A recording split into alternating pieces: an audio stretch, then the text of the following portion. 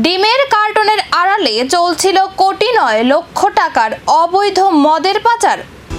গোপন খবর পেয়ে মাঝরাতে নাকা চেকিংয়ে বড় সাফল্য পুলিশের।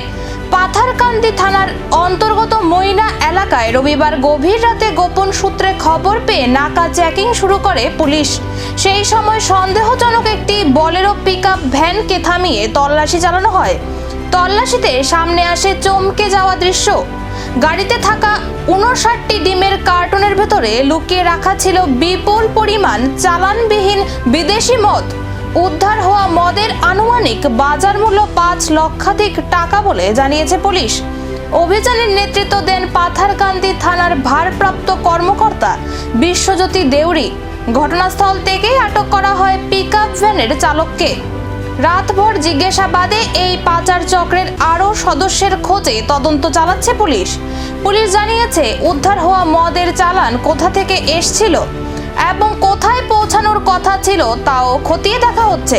সোমবার ধৃতকে জেলা মুখ্য বিচার বিভাগীয় বিচারকের আদালতে তোলা হবে। ইতিমধ্যেই শুরু হয়েছে আইনি প্রক্রিয়া।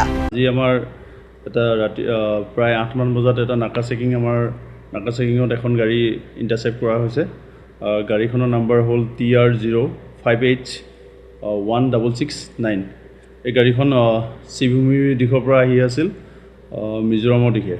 তাতে কণী ডিমৰ গাড়ী কাৰ্টনৰ ভিতৰত প্ৰায় 59 কাৰ্টন মদৰ বটল পোৱা হৈছে IMFL। আৰু তাতে এজন ড্ৰাইভাৰ এৰেষ্ট কৰা হৈছে।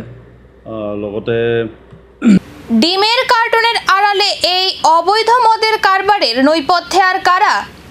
পাচার চক্রের এই মূল চক্রীরা কি ধরা পড়বে? এখন সেদিকেই নজর।